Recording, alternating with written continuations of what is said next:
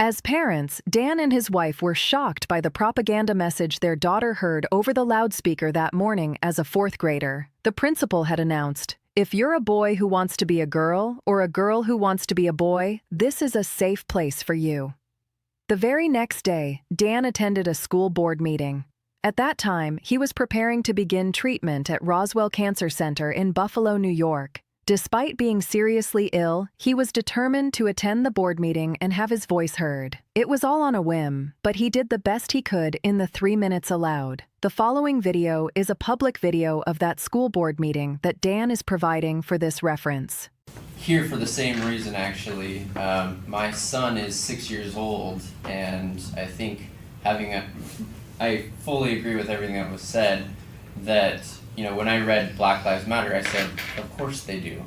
And then when I find out that, over the PA system, we're talking about gender identity, and my 6-year-old, is having to sort of confront some of these issues to someone sort of like speaking to them from above, I felt like that was just a disservice to us as parents. I had no idea that this was going to be communicated to my kindergartner, and I felt like it would have been much better had I known that this was the curriculum that we're going to be talking about.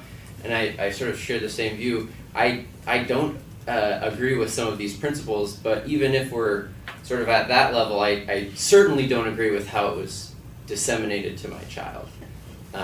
So anyway, that's me raising my vote of concern and wondering what you will do to make this sort of remediated in the future. Dan Young. Yep. Here for the same reason.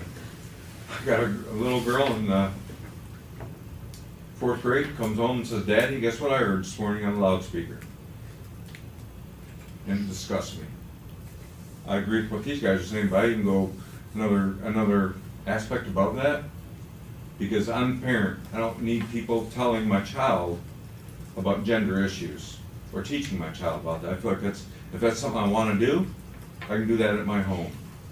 I don't need the public school system that I'm paying taxes for the whole system to be initiating to my child what their belief system is with this issue of gender issues, especially a fourth grader or a kindergartner. This is way overboard. Way overboard. If anything, it should be in the upper grades, in the high school, 9th grade and above. Not for children.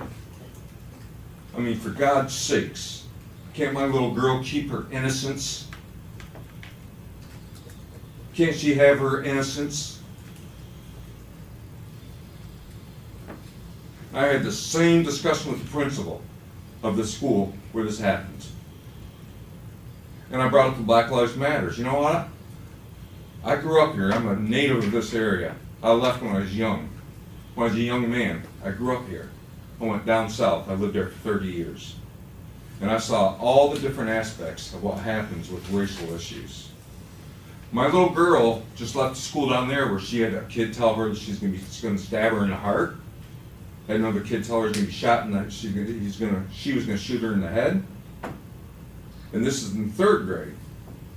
And so we're going to get her out of the school system. We're going back to where I grew up, because that doesn't happen there. And the whole thing that started this is a couple days ago. She had a bullying issue, and the principal handled that very well. But then she comes home, this is another thing, she comes home about globalization. Who has the right to teach my child about globalization? I'm a conservative. I'm a nationalist. I believe in conservatism. I believe in borders. I don't have somebody trying to teach my child about global issues.